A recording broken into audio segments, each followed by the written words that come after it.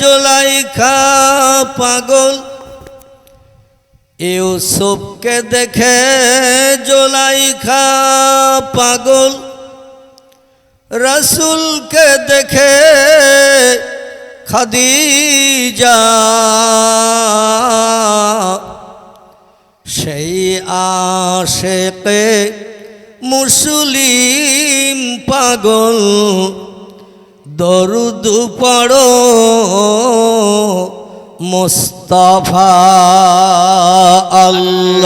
আল্লাহুম্মা সাল্লি আলা সাইয়্যিদিনা মাওলানা মুহাম্মদ ওয়া আলা আলি সাইয়্যিদিনা মাওলানা মুহাম্মদ। কাজ করিতে গেলেন নবী, কাজ করিতে গেলেন নবী, মা খাদিজার বাসায়, রসুল প্রেমে মুগ্ধা হলেন, পরকালের আশায়। আল্লাহুম্মা সাল্লি আলা সাইয়্যিদিনা মাওলানা মুহাম্মদ ওয়া আলা আলি সাইয়্যিদিনা মাওলানা মুহাম্মদ।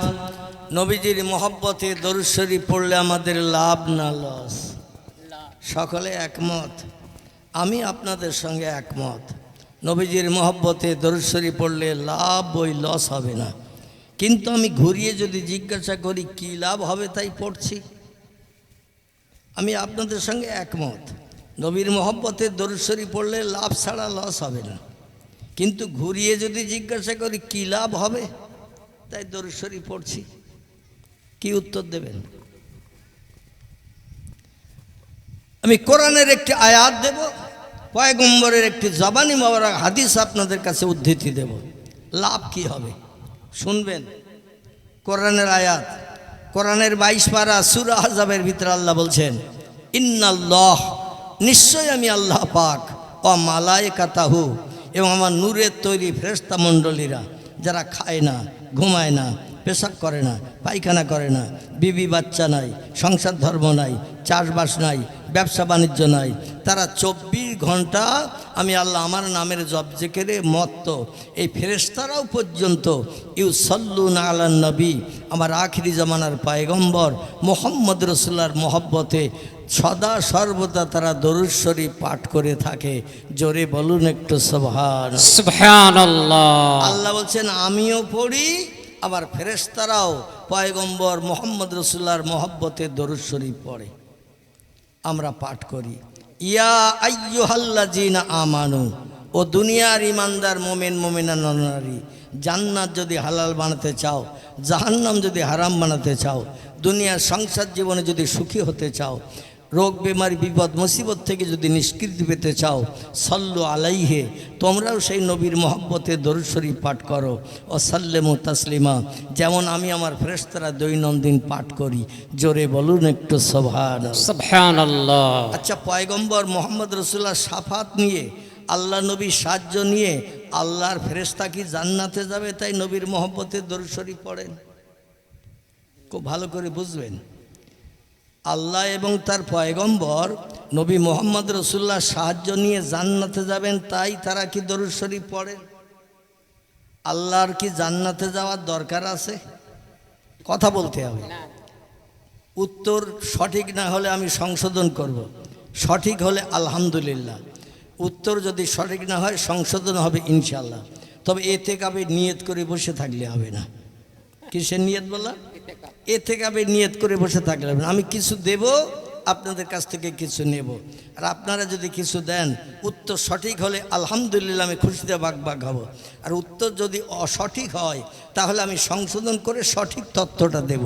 রাজি আছেন তো সকলে? তাহলে কোনো চিন্তা থাকলো? চিন্তা থাকলো না, একটু উত্তর দেবেন। কারণ পয়গম্বর মুহাম্মদ রাসূলুল্লাহ সাল্লাল্লাহু আলাইহি সাল্লাম একটানা ওয়াজ করেছেন 10 বছর ধরে মসজিদের ভিতরে। কোথায় বললাম? পয়গম্বর মুহাম্মদ রাসূলুল্লাহ সাল্লাল্লাহু আলাইহি সাল্লাম 53 বছর বয়স থেকে নিয়ে 63 বছর বয়স পর্যন্ত একটানা 10 বছর দৈনন্দিন বললেও অত্যুক্তি হবে না। কোনোদিন ফজরের নামাজ বাদ, কোনোদিন জোহরের নামাজ বাদ, কোনোদিন আসর বাদ, কোনোদিন মাগরিব বাদ, কোনোদিন এশা বাদ। যখন যেদিন যেমন সময় পেতেন পয়গম্বর ফরজ নামাজ আদায় করিয়ে সাহাবীদের দিকে এইরকম, আমি অধম যেমন আপনাদের দিকে ফিরে বসেছি, পয়গম্বর পাথরের উপরে বসতেন ওই রকম সাহাবীর দিকে ফিরে, যাতে সাহাবীরা পয়গম্বরের মুখ দেখার সুযোগ পায়। জোরে বলুন সুবহানাল্লাহ। আমি বক্তা যদি আপনাদের মতো নিচে বসতাম, পিছনের ভাইরা আমার চেহারা দেখতে পেত। এই জন্য বক্তার মুখ না দেখলে ওয়াজ শুনে কলিজা ভেজে না। ঠিক বললাম না ভুল বললাম? তাই পয়গম্বর মুহাম্মদ রাসূলুল্লাহ সেই সুন্নত এখনও পর্যন্তই আমাদের পৃথিবীতে চালু আছে। বক্তাকে যখন বসানো হয় একটু উঁচু জায়গায় বসানো হয়, যাতে শ্রোতারা বক্তার চেহারা দেখে ওয়াজ শুনে কলিজায় তৃপ্তি পায়। জোরে বলুন সুবহানাল্লাহ। নবীজি ওয়াজ করতেন যখন, সাহাবীদের কাছে মাঝে মাঝে জিজ্ঞাসা করতেন, কি বললাম? সাহাবীরা যারা এক মনে শুনতেন তারা সঙ্গে সঙ্গে উত্তরটা সঠিক দিত। আর যারা মজলিসে বসে থাকতো মসজিদে নববীর ভিতরে, মন থাকতো বাড়ির হাঁড়িতে, মন থাকতো খোকার মার কাছে, মন থাকতো ব্যবসায়, মন থাকতো খেজুর বাগানে, তারা কি উত্তর সঠিক দিতে পারবে? তারা উত্তর সঠিক দিতে পারবে না। এই জন্য পয়গম্বর একটা কথা 3 বার জিজ্ঞাসা করতেন সাহাবীদের কাছে। কবার? নবীজি একটা কথা সাহাবীদের কাছে 3 বার জিজ্ঞাসা করতেন। আমি অত কষ্ট আপনাদের দেব না, তবে একবার যদি জিজ্ঞাসাবাদ করি, নবীর সুন্নত আদায় করতে আপনারা রাজি আছেন তো নাকি? আছেন? বিশ্ব নবীর সুন্নত আদায় করলে লাভ না লস? লাভ। কারণ পয়গম্বর মুহাম্মদ রাসূলুল্লাহর মহব্বতে আমরা যদি দরুদ শরীফ পাঠ করি, আল্লাহর কোরআনের আয়াত দিলাম, আল্লাহ বলছেন আমি আমার ফেরেশতারাও নবীর মহব্বতে দরুদ শরীফ পড়ি। দুনিয়ার ইমানদার মোমেন মোমেনা নরনারী, তোমার ইবাদত বন্দেগী, নামাজ, কালাম, কোরআন তেলাওয়াত, জিকির, আজকার, তাসবিহ, তাহলিল আল্লাহর কাছে যদি কবুল না হয়, জান্নাতে যাবে কি করে তুমি? আমরা যে নামাজ পাঠ করি, মন জুতোয় থাকে না? থাকে না? এই বাইরে জুতো খুলে যখন মসজিদে নামাজ পড়তে যাই, নতুন জুতোয় মন থাকে না? থাকে না? নামাজ পড়ে শেষে জুতো দুটো পাবো তো, এ মন থাকে না? থাকে না? বাড়ি যেয়ে খোকার মা গোশ রান্না করছে, গরম গরম টেস্টফুল করে খাবো, মন সেখানে হাঁড়িতে যায় না? যায় না? থাকি মসজিদে, মন যায় অন্য জায়গায়। এইভাবে মন যদি অন্য জায়গায় যায়, কোনো দিন নামাজ আল্লাহর দরবারে কবুল হবে না। খশু খজুর নিয়েতে নামাজ পড়তে হবে একমাত্র আল্লাহর। আপনি পয়গম্বর বলছেন নামাজ যখন আদায় করবে তুমি আল্লাহকে দেখতে পাচ্ছ, এই রকম নিয়ত করে নামাজ পড়ো। সাহাবীরা বলছেন ইয়া রাসূলুল্লাহ, সামনে তাকিয়ে যদি দেখি আল্লাহকে দেখতে পাচ্ছি না, নবী বললেন ফাইল্লাম তারাহু ওয়াইল্লাম ইয়ারা, যদি আল্লাহরে তুমি সামনে দেখতে না পাও, তাহলে এই নিয়ত করে নামাজ পড়ে আল্লাহ তোমারে দেখতেছে, কাজের যেন কোনো ত্রুটি না হয়। মালিক যদি কাজ দেখে নেয়, তখন যারা কাজ করে এরা কাজে ভুল করে না, ঠিক কাজ করে। মালিক যখন কাজের সামনে এসে থাকে, তার কাজগুলো দেখে, মজুরিরা কাজ করছে, তখন এই মজুরি যারা কাজ করে এরা কাজ ঠিক করে না ভুল করে? ঠিক করে, কারণ ভুল করলে পরের দিন আর নেবে কাজে। এই জন্য রসুল বলছেন আল্লাহ তোমারে দেখছে, এই নিয়েতে নামাজ পড়ো, যাতে তোমার নামাজটা খসু খজু একাগ্রতা নিয়েতে হয়। আর আমরা নামাজ পড়ি এক জায়গায়, মন চলে যায় এক জায়গায়। তবে আপনাদের বরাকুলির মানুষেরা ভালো, এরা যেখানেই থাকে মন সেখানে থাকে। এখানকার লোকের নামে বদনাম নাম দেব না, যা বদনাম দেই অন্তত আমাদের উত্তর 24 পরগনা, বসিরহাট, কলকাতার পাশাপাশির কথা বলি, কারণ ওরা কেউ নেই, মার খাওয়ারও ভয় নেই। ঠিক বললাম না ভুল বললাম? মার খাওয়ার ভয় নেই। হিন্দু ভাইদের ঘরের একজন কীর্তি সন্তান, নাম তার পণ্ডিত হরপ্রসাদ শাস্ত্রী। কি নাম বললাম? পণ্ডিত হরপ্রসাদ শাস্ত্রী। তিনি একটি তথ্য দিয়েছেন। পণ্ডিত হরপ্রসাদ শাস্ত্রী বলছেন, বিধাতার তরফ থেকে মানুষের কল্যাণের জন্য যদি কোনো মহামানবী পৃথিবীতে আবির্ভূত হয়ে থাকে, সে মহামানবীর নাম হযরত মুহাম্মদুর রাসূলুল্লাহ সাল্লাল্লাহু আলাইহি সাল্লাম।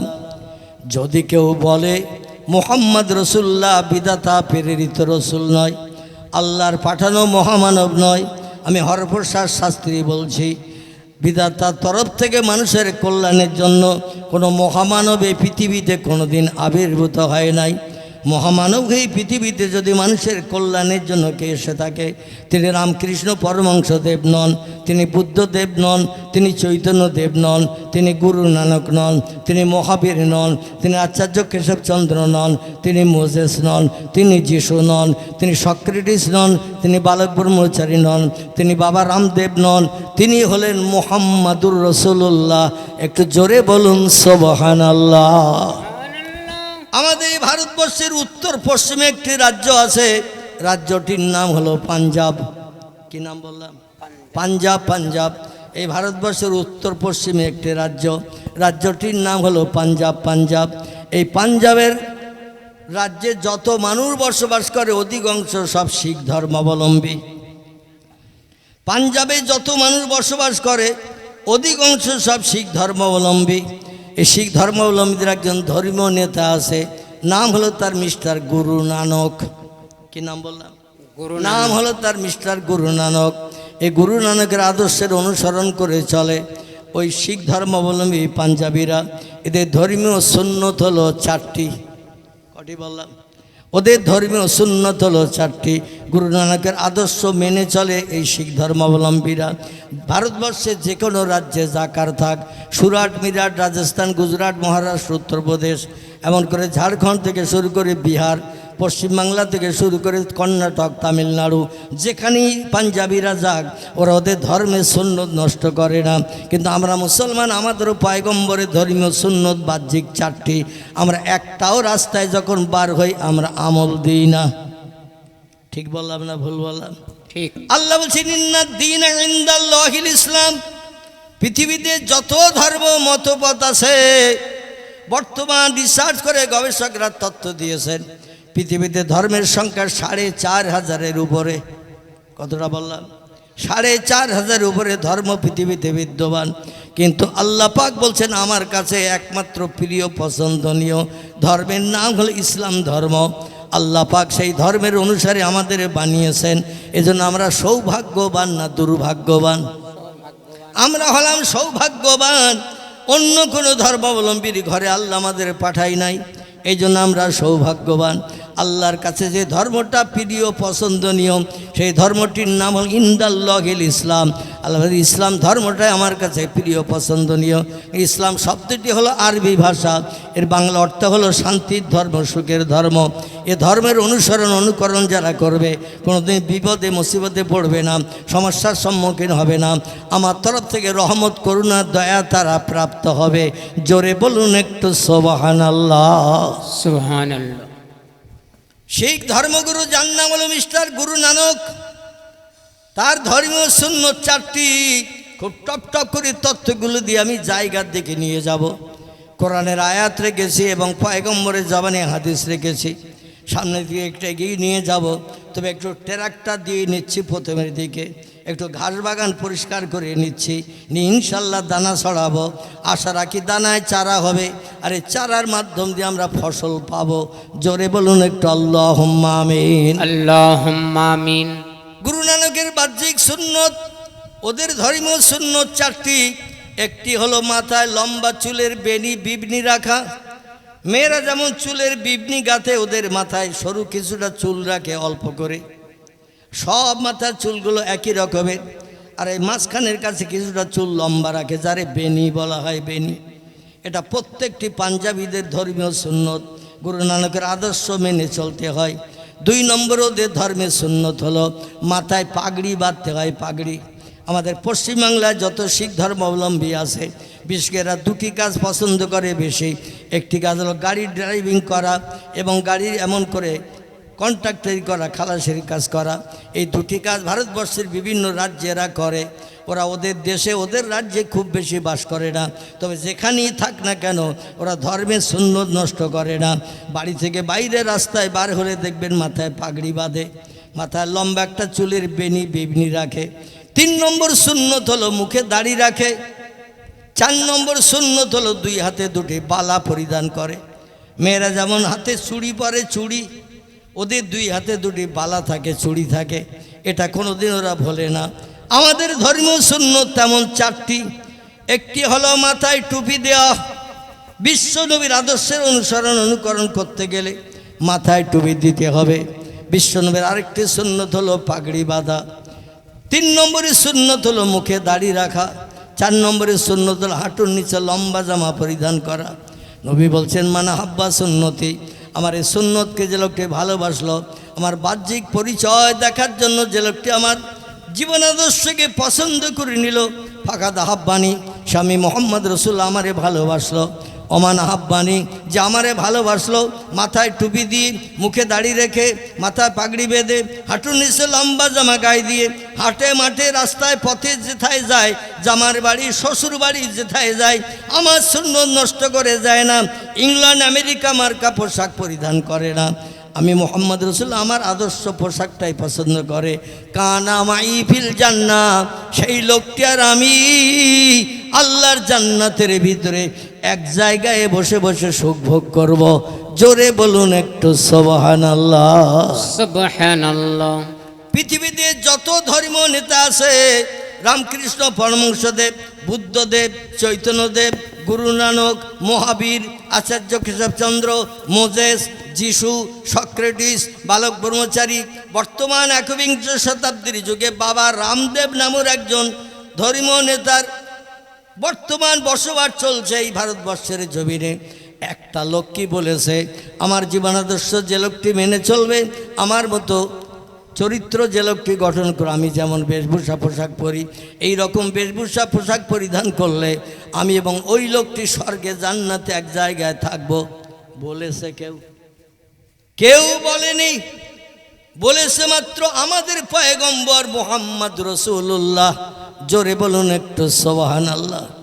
এই গুরু নানক বলছেন, সাধু সমাজকারক ব্রাহ্মণ, গাজী পীর ও কুতুবগণ অশেষ উপকার কুড়াইতে পারবেন যদি তারা ইসলামের নবীর প্রতি একটু ভক্তি ভরে দরুদ শরীফ পাঠান।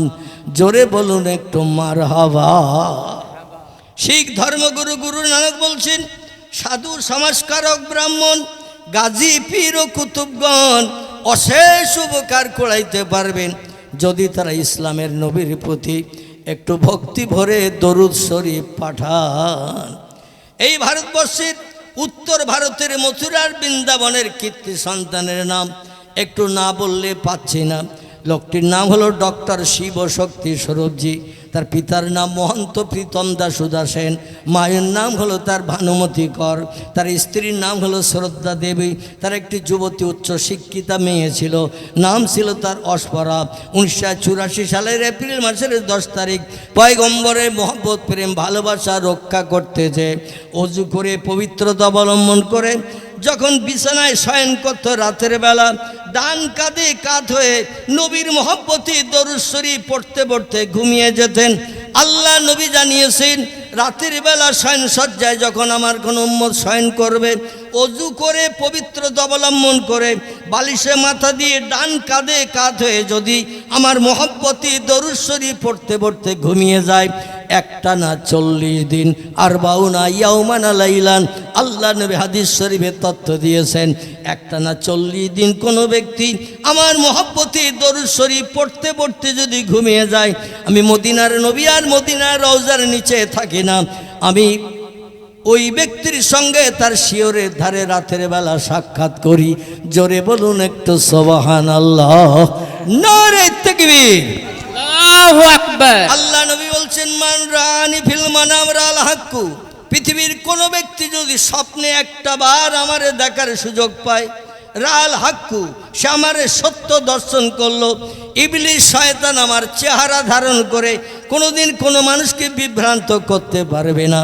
যে ঘুমের ঘরে একটাবার আমারে দর্শন করলো, সে আমারে সত্য দর্শন করলো। আর যার নসিবে ঘুমের ঘরে আমার ইন্তেকালের পরে আমার চেহারা দর্শন জীবন একটাবার যদি কারোর নসিবে জুটে যায়, সেই লোকটি জান্নাতের যে কোনো দরজা দিয়ে জান্নাতে ঢোকার পারমিশন পেয়ে গেল। একটু জোরে বলা যাবে কি সুবহানাল্লাহ? সুবহানাল্লাহ। ডক্টর শিবশক্তি স্বরূপজি অক্সফোর্ড বিশ্ববিদ্যালয় থেকে 12টা ভাষায় এমএ ফার্স্ট ক্লাস ডিগ্রি অর্জন করে 10টা ধর্মগ্রন্থের জ্ঞানী পণ্ডিত হয়ে ব্রিটেন থেকে ইংল্যান্ড থেকে ফিরে আসলেন ভারতবর্ষের জমিনে। আমি খুব সংক্ষেপ করে বলছি, তত্ত্বটা এসেছে তাই। নবীর মহব্বতের দরুদ শরীফ পড়লে কী লাভ হয়, এই তত্ত্বটা একটু দিতে যে আমি এই ঘটনাটা আপনাদের কাছে উল্লেখ করছি। বইটির নাম হলো হযরত মুহাম্মদ রাসূলুল্লাহ সাল্লাল্লাহু আলাইহি সাল্লাম সম্পর্কে অমুসলিম মনীষীদের বাণী। লেখকের নাম ডক্টর আফাজুল্লাহ রোবেন আফাজ। বাংলাদেশ থেকে বইটি পাবলিশড হয়েছে। আমি বইয়ের নামও বলছি, লেখকের নাম বলছি। আপনারা বড় বড় বুক স্টলে আপনাদের বেলডাঙ্গায় কিংবা কলকাতা কলেজ স্ট্রিটে খোঁজ নেবেন, কিংবা বাংলাদেশ থেকে যদি কালেকশান করতে পারেন বইটা নিয়ে নেবেন। হযরত মুহাম্মদ রাসূলুল্লাহ সাল্লাল্লাহু আলাইহি সাল্লাম সম্পর্কে অমুসলিম মনীষীদের বাণী, এই বইয়ের থেকে তথ্যটা আপনাদের কাছে আমি প্রকাশ করছি। আমার ভাইরা, লোকটির নাম হলো ডক্টর শিবশক্তি স্বরূপজি, যিনি অক্সফোর্ড বিশ্ববিদ্যালয় থেকে 12টি ভাষায় এমএ ফার্স্ট ক্লাস ডিগ্রি অর্জন করেছিলেন। 10টা ধর্মগ্রন্থে জ্ঞানী ডক্টর অফ ডিভাইনিটির পদমর্যাদা পেয়েছিলেন। এই লোকটি পড়াশুনো শেষ করে যখন হিন্দুস্তানে চলে আসলো, সারা ভারতবর্ষের 80 কোটির মতো কিছু কম বেশি মানুষ তাকে ভগবানের অবতার কলির কলকির সম্মান মর্যাদা দিয়েছিল। কারণ তুমি 12টা ভাষা এমএ ফার্স্ট ক্লাস ডিগ্রি অর্জনকারী, 10টা ধর্মগ্রন্থের জ্ঞানী পণ্ডিত তুমি।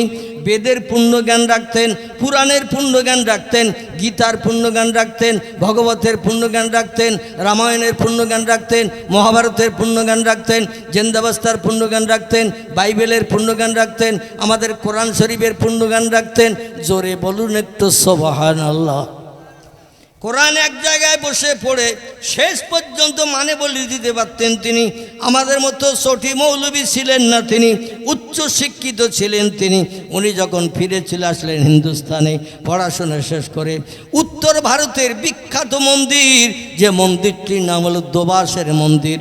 উত্তর ভারতের মথুরা বৃন্দাবনের কীর্তি সন্তান ছিলেন তিনি। আর যে মন্দিরটির নাম করছি, এই মন্দিরটির নাম হলো দোবাসের মন্দির। 120 বিঘে জমি এরিয়া করে বাউন্ডারি করে ঘেরা, 350 বিঘে জমির আয় যা কিছু হয় মন্দিরের প্রধান পুরোহিত আয়গুলো তার পকেটে ঢোকায়। ওই মন্দিরের প্রধান পুরোহিত যিনি হন, 350 বিঘে জমির ফসলাদি আয় যা হয় সব তার পকেটে ঢুকে যায়। আবার মন্দিরে সপ্তাহে যেদিন পূজার্চনা হয়, মানুষ খালি হাতে পূজা দিতে আসে না, ফল ফুল মিষ্টি মেঠাই নিয়ে আসে, জাহানে বালতিতে ভরে নিয়ে ব্রাহ্মণের হাতে তুলে দেয়। ব্রাহ্মণ বালতি হাতে করে নিয়ে সংস্কৃতের শ্লোক পড়ে ফলগুলো ঢেলে নিয়ে খালি বালতি তাদের দিয়ে দেয়। এইভাবে প্রতিদিন 5 থেকে 6 বস্তা করে ফল, হাজার হাজার টাকা দৈনন্দিন তার আয় হচ্ছিল। কিছুদিন দৈনন্দিন আয়ের পরে চিন্তা ভাবনা করলেন, আমি তো 10টা ধর্মগ্রন্থের জ্ঞানী পণ্ডিত, প্রতিটি ধর্মগ্রন্থের ভিতরে যেটা দেখেছি সেটা হলো আখিরি জমানার পয়গম্বর। আমি তো আখিরি জমানার শেষ যুগের মহামানব নই। শেষ যুগের মহামানবের নাম আল্লাহ কোরআনে কোট করে দিয়েছেন, বিসমিল্লাহির রহমানির রহিম, ওমা মুহাম্মাদুন ইল্লা রাসূলুন কদ খালাত মিন কাবলিহির রাসূল। জোরে বলুন একটু আল্লাহু আকবার। আল্লাহ কোরআনের 22 পারা সূরা আহজাবে তথ্য কোট করে দিয়েছেন, আমি মুহাম্মদ নামধারী একজন ব্যক্তিকে সর্বকালের সেরা পয়গম্বর করে, সর্বকালের সেরা মানব করে, ওয়াইন্নাকা লাআলা খুলুকিন আযীম, যত সৃষ্টি বানিয়েছি সমস্ত সৃষ্টির ভিতরে সেরার মর্যাদা দিয়ে একজনকে বানিয়েছি, তিনি হলেন মুহাম্মাদুর রাসূলুল্লাহ। জোরে বলুন একটু সুবহানাল্লাহ। আবার অথর্ববেদের 8 নম্বর 16 লিপিবদ্ধ হয়েছে, মমাদ্য বত্তিতা দেবা দকারন্তে প্রকৃতিতা বৃষণাং ভক্কায় তো সদা বেদ ও শাস্ত্রে চয়স্মিতা। খুব সংক্ষেপ করে তথ্যগুলো দিয়ে আপনাদের কাছে যাতে ব্রেন মগজটা সাফ হয়। বেদের পৃষ্ঠা লিপিবদ্ধ হয়েছে সংস্কৃত ভাষার শ্লোকে। বেদ রচনা হয়েছে 3500 বছর আগে। কতদিন আগে? 3500 বছর আগে জঙ্গলে সিদ্ধি সাধনা করে ব্যাসদেব নামের একজন ব্যক্তি কি বেদ রচনা করেছেন সংস্কৃত ভাষায়। আমাদের পয়গম্বরের আগমন হয়েছে পৃথিবীতে ১৫০০ বছর আগে, ১৪৫০ বছর আগে আমাদের পয়গম্বর পৃথিবীতে এসেছেন। আর বেদ লিপিবদ্ধ হয়েছে ৩৫০০ বছর আগে।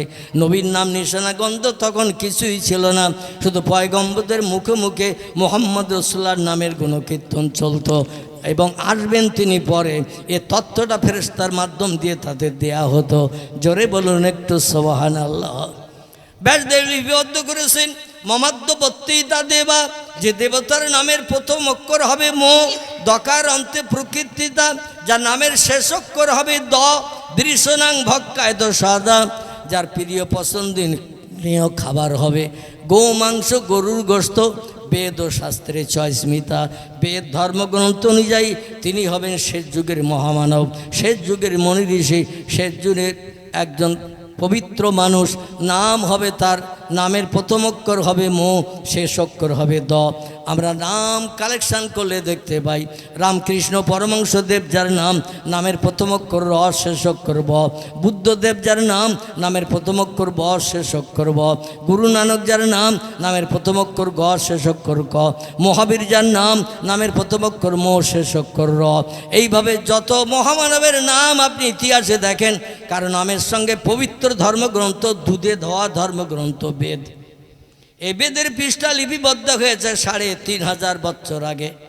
সেখানে লিপিবদ্ধ করা হয়েছে মমাদ্যবর্তীতা দেবা, যে দেবতার নামের প্রথম অক্ষর হবে মো, দকার অন্তে প্রকৃতিতা, যার নামের শেষ অক্ষর হবে দ, বৃষনাং ভক্ষায় তো সাদা, তার প্রিয় পছন্দনীয় খাবার হবে গো মাংস, গরুর গোশত। বেদ ও শাস্ত্রে চয়স্মিতা, বেদ ধর্মগ্রন্থ অনুযায়ী তিনি হবেন শেষ যুগের মহামানব। এখন আমি যেটা বলতে চাইছি সেটি হলো এই, আমাদের পয়গম্বরের নামের প্রথম অক্ষর কি একটু বলুন? মো আছে তো নাকি? আর শেষ অক্ষর মো হায়াকার, মই ময়াকার কি শেষ অক্ষর কি? দ। মো হায়াকার, মই ময়াকার দ। ৩৫০০ বছর আগে নবীর যখন আগমন হয়নি, নবীর নাম নিশানা তার বাপদাদাও দুনিয়ার জন্ম নেয়নি, কেউ জন্ম নেয়নি, তখন সিদ্ধি সাধনা করে জঙ্গলের ভিতর থেকে স্রষ্টার তরফ থেকে খবর পেয়েছেন।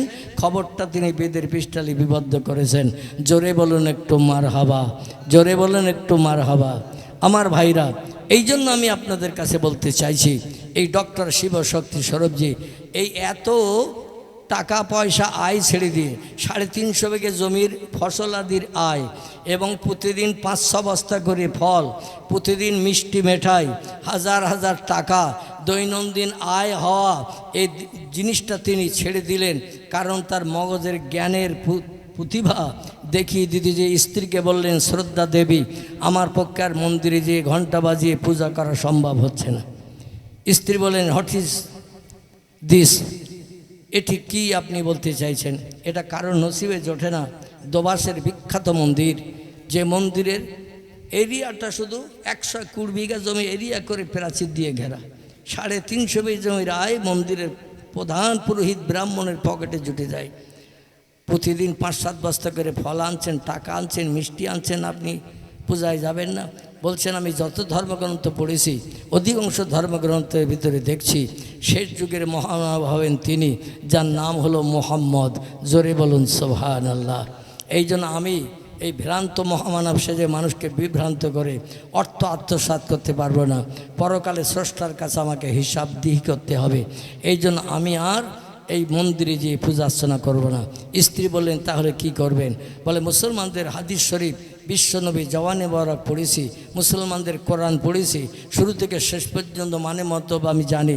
তো আমি এটা পড়ে দেখলাম পয়গম্বর মুহাম্মদ রাসূলুল্লাহ সাল্লাল্লাহু আলাইহি সাল্লাম তিনি জন্মগ্রহণ করেছেন মক্কা নগরীতে। আর মক্কা থেকে উত্তর দিকে 650 কিলোমিটার রাস্তা ছিল সে যুগে, এখন 430 কিলোমিটারের দূরত্ব। সেখানে তিনি কবরস্থ হয়ে আছেন।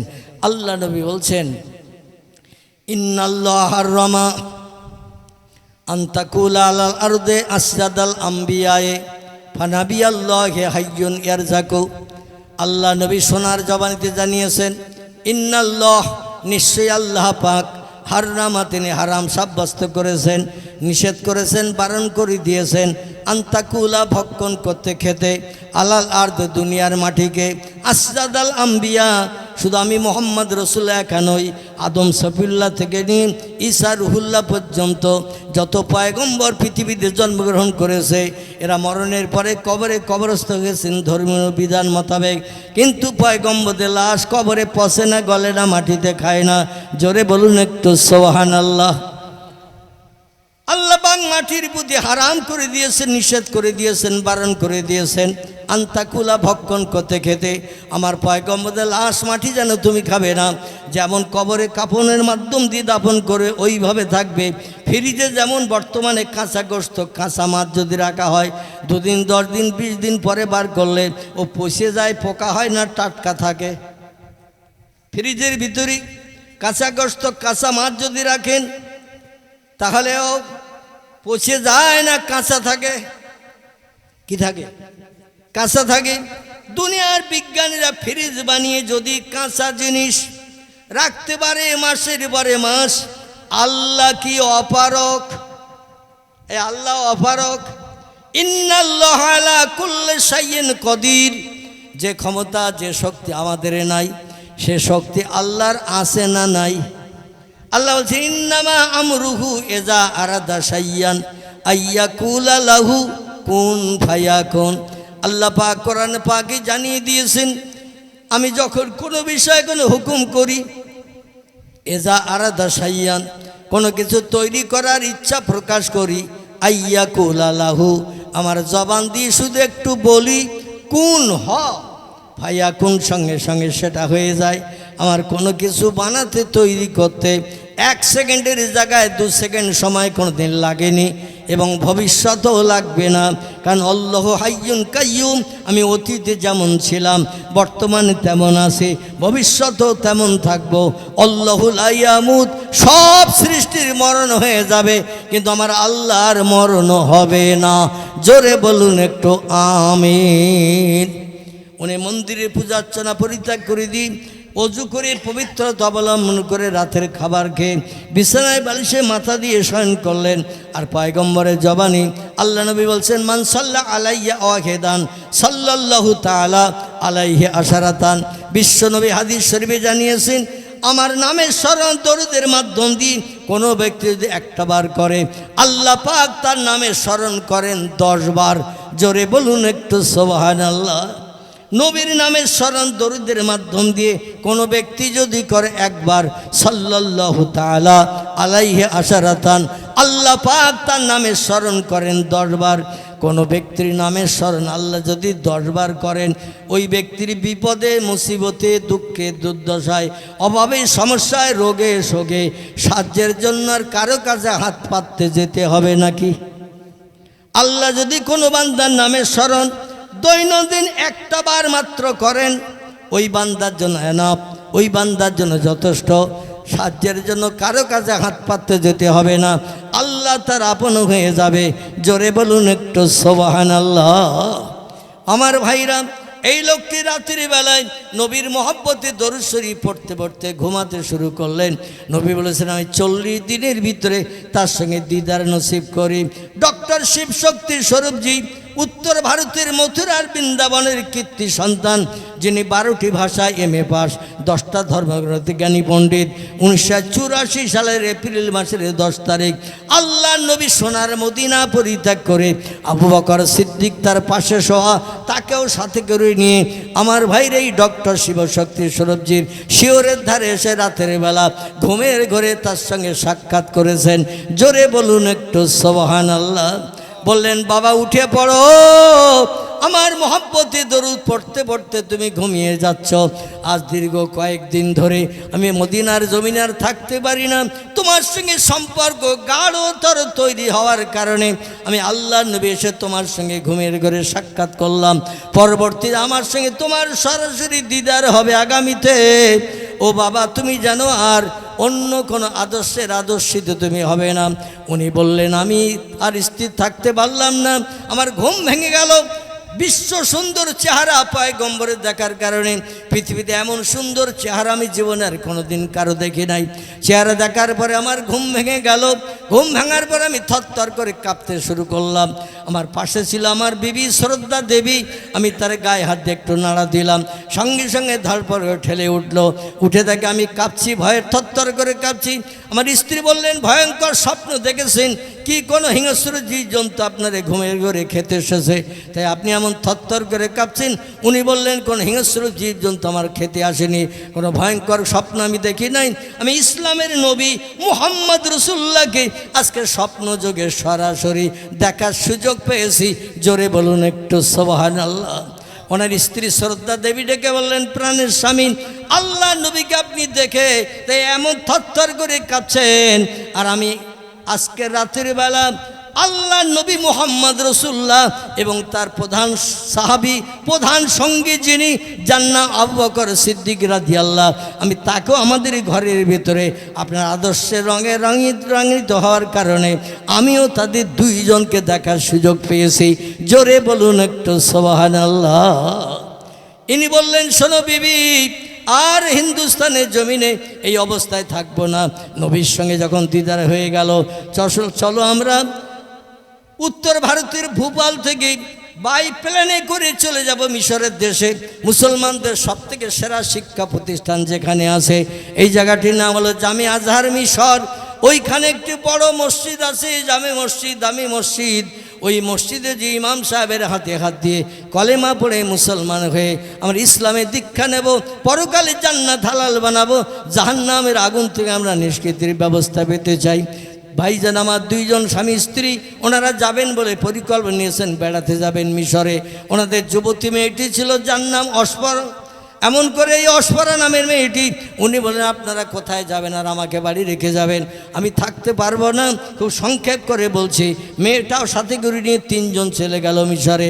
আল্লাহ নবী সাল্লাল্লাহু আলাইহি সাল্লাম মিশরের জামে মসজিদ ইমাম সাহেবের সঙ্গে তার আগের দিন রাত্রে স্বপ্নকে দিদার করে বললেন, ও বাবা ইমাম সাহেব, হিন্দুস্তানের ভারতবর্ষের উত্তর ভারত থেকে আসছে তোমার কাছে দুইজন ব্যক্তি কলেমা পড়ার জন্য। তাদের দুইজনকে কলেমা পড়িয়ে দেবে। আমার সঙ্গে রুহানি হালাতে তাদের সাক্ষাৎ হয়ে গেছে। জোরে বলুন একটু সুবহানাল্লাহ।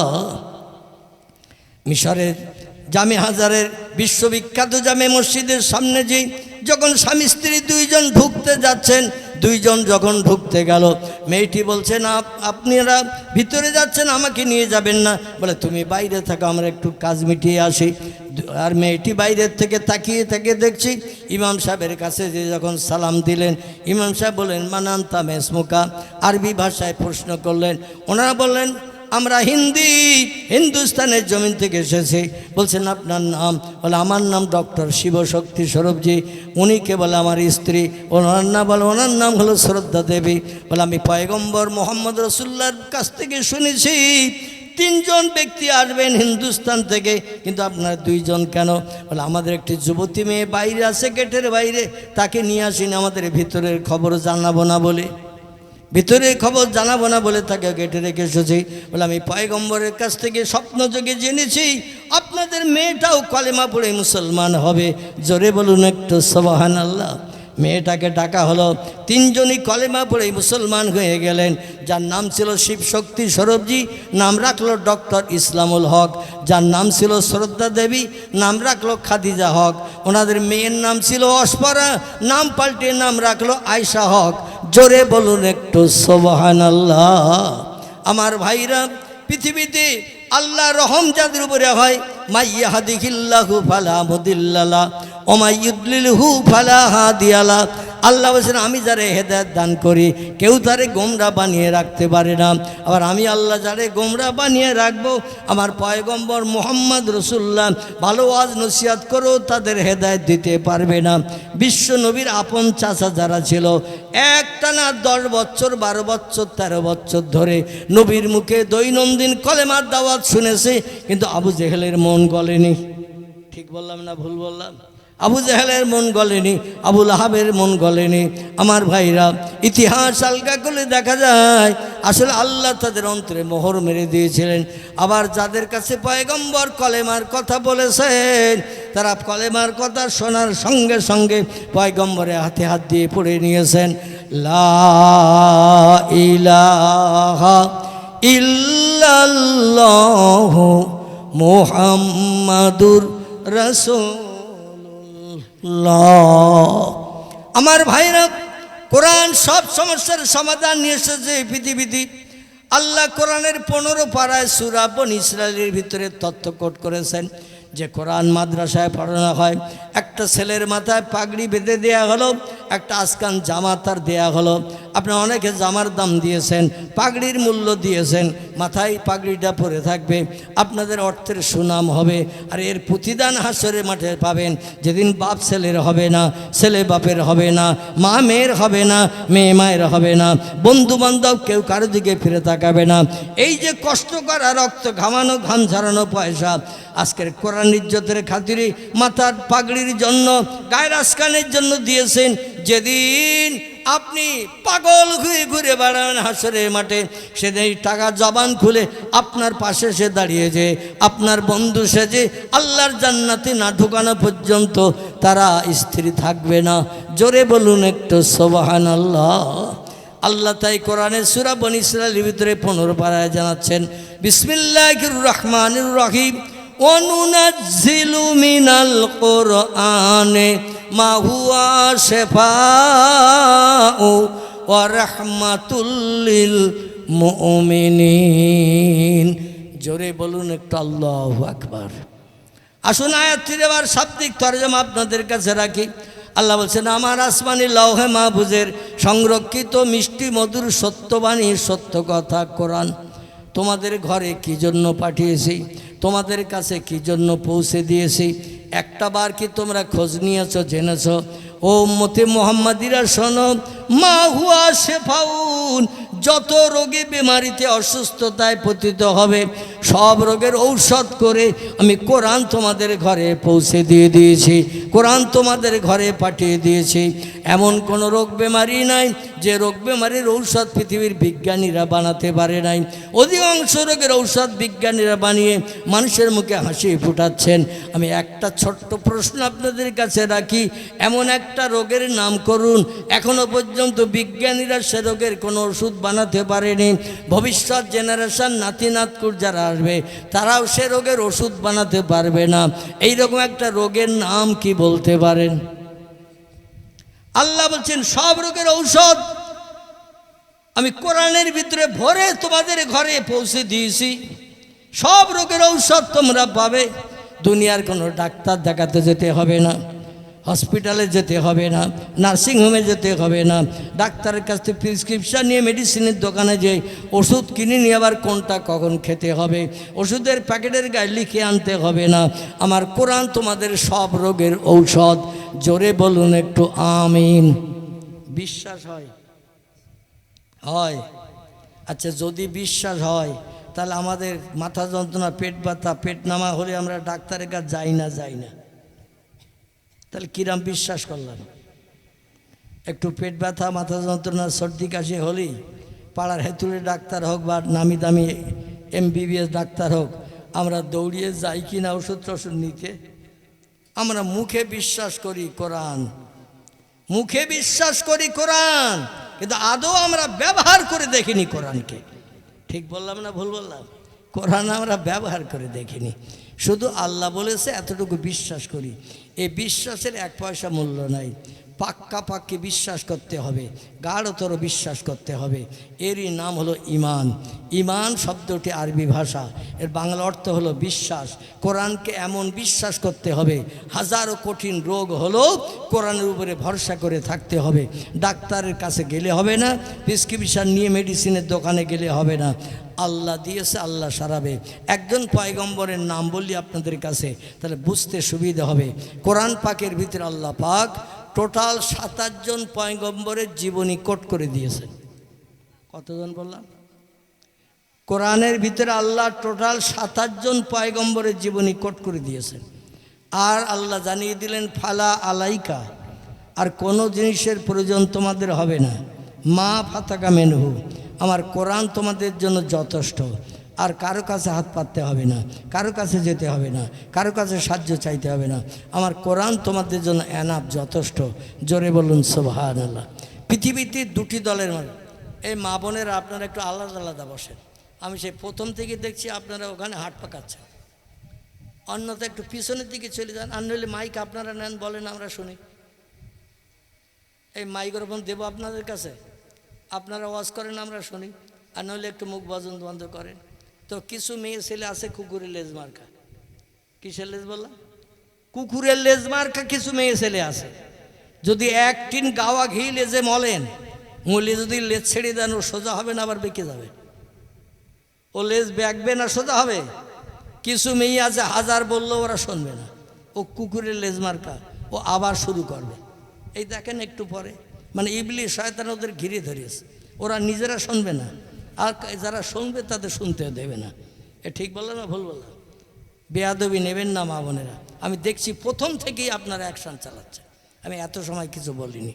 তো যদি ভালো না লাগে বাড়ি যেয়ে শুয়ে পড়েন। এখানে কেন আপনারা হাট পাকাচ্ছেন? এতগুলো মেয়েরা বসে আছে, কেউ তাদের কারো কণ্ঠের আওয়াজ শোনা যাচ্ছে না, আর আপনারা গোল চক্কর হয়ে বসতেছেন ওখানে। মানে ওরা যেখানে বসে, তিনটে দল তিন জায়গায় হয়। কটা দল বললাম?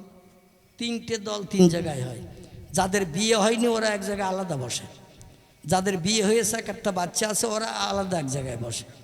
আর যাদের বয়স বেশি হয়ে গেছে, বুড়ি মার্কা, 4 কাল গেছে 1 কাল আছে, কি 3 কাল গেছে 1 কাল আছে, শাশুড়ি বুড়ি, ওরা এক জায়গায় আলাদা বসে।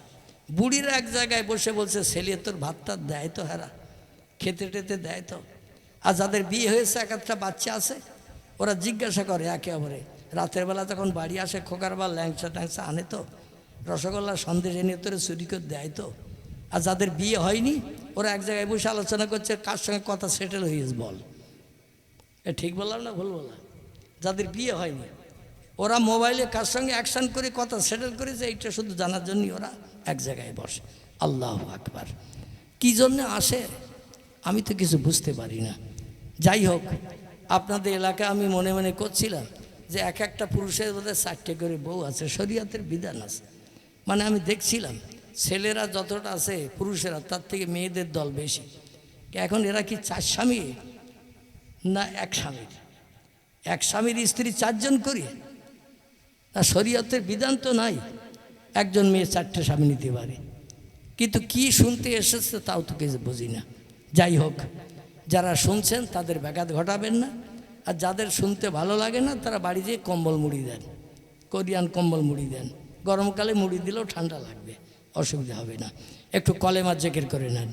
লা ইলাহা ইল্লাল্লাহ, লা ইলাহা ইল্লাল্লাহ, লা ইলাহা ইল্লাল্লাহ মুহাম্মাদুর রাসূলুল্লাহ।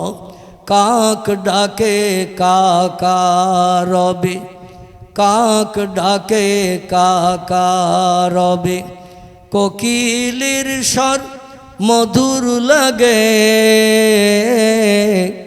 ডাকে সেই গ্রীষ্মের হাওয়ায়, আল্লাহ ছাড়া মাবুদ নাই, বলো লা ইলাহা ইল্লাল্লাহ, লা ইলাহা, লা ইলাহা ইল্লাল্লাহ মুহাম্মাদুর রাসূলুল্লাহ। নবীও বকর গারে সুরে, নবীও বকর গারে সুরে, সেই নামের ওই জেকের করে, তাই না দেখে মাকড়া সাথে জাল বুনিয়া যায়, কবুতর সে পাশে বসে স্মরণ করে, তাই বলো লা ইলাহা ইল্লাল্লাহ, লা ইলাহা ইল্লাল্লাহ, লা ইলাহা ইল্লাল্লাহ মুহাম্মাদুর রাসূলুল্লাহ সখিনা, মোমেনা, আরসা, রহিমা, জোহরা, ফতেমা, এইভাবে নাম শুধু রাখলে মেয়েদের হবে না, ছেলেদের ওই রকম আব্দুর রহমান, আব্দুল মোমেন, আব্দুল করিম, আব্দুল সালাম, আব্দুর রহিম, এই রকম গোলাম নবী, গোলাম রসুল, গোলাম কিবরিয়া নাম রাখলে হবে না। ঈমান একটু পাকা করতে হবে, কোরআনের উপরে বিশ্বাস পরিপূর্ণ করে রাখতে হবে, পয়গম্বরের জবানি হাদিসের উপরে পরিপূর্ণ বিশ্বাস রাখতে হবে। তাহলে এই পৃথিবীতে কারো কাছে হাত পাততে হবে না, আল্লাহই আমাদের জন্য যথেষ্ট হয়ে যাবেন। জোরে বলুন সুবহানাল্লাহ। আমি খুব সংক্ষেপ করতে যাচ্ছি, দেখতে দেখতে 1.5 ঘন্টার কাছাকাছি হয়ে গেল, জনসংখ্যা খুব বেশি নাই, রাতও দ্বীপ্রহর অতিবাহিত হয়ে গেছে। এজন্য সংক্ষেপ করে আমি বক্তৃতার শেষ অঙ্কটা আপনাদের কাছে রেখেই ইনশাল্লাহ দোয়া করব। এখান থেকে কম বেশি আমার ভাইরা প্রায় 350 কিলোমিটার মতো রাস্তা কম বেশি, আবার আমাকে আমার বাড়িতে প্রত্যাবর্তন করতে হবে। বেলা 3টের পরে বেরিয়েছি, আপনাদের এখানে আস্তে আস্তে 2 জায়গায় রাস্তা এত যানজট, ওই দেবগ্রাম যেখানে ব্রিজ হচ্ছে ওইখানে, আর এই যে সারগাছি বলে যেখানে ট্রেন লাইনের ওভারব্রিজ হচ্ছে, এই দুটো জায়গায় 1.5 ঘন্টা আমাকে আটকে থাকতে হয়েছে, যার কারণে আসতে একটু লেট হয়ে গেছে। ইচ্ছা ছিল, আশা ছিল 10টার ভিতরে ঢুকে যাব, তো 1.5 ঘন্টা রাস্তায় অ্যাটাক ছিলাম 2 জায়গায়। যাই হোক, আমি যেটা বলতে চাচ্ছি সেটি হলো এই, পৃথিবীতে খুব ভালো করে শুনুন এবার, 2টি দলের মানুষ এই পৃথিবীতে আল্লাহর আপন হয়েছে। পৃথিবীতে 2টি দলের মানুষ আল্লাহর আপন হিসাবে বিবেচিত হয়েছে। আর যত দলের মানুষ আমরা আছি, আমরা কেউ আল্লাহর আপন হতে পারি নাই। বিপদে মুসিবতে আল্লাহর তরফ থেকে কোনো সাহায্য আমরা প্রাপ্ত হতে পারি নাই। আল্লাহ আমাদের দিকে রহমতের নজরও একবার তাকায় নাই। এই 2টি দল কারা? একটি দলের নাম হলো নবী আম্বিয়ার দল, যাদের জীবনী আল্লাহ কোরআনে কোট করে দিয়েছেন। আর একটি দলের নাম হলো অলি আউলিয়ার দল। বোঝা গেল? যাদের জীবনী আল্লাহ কোরআনের ভিতরে কোট করে দিয়েছেন এবং আমাদের মেনে চলার জন্য আল্লাহ কোরআনে তাকিদ দিয়েছেন। জোরে বলুন সুবহানাল্লাহ। নবীদের ভিতরে আমি আপনাদের কাছে বলেছি 25 জন নবীর জীবনী কোরআনে কম বেশি ভরা, 2 জন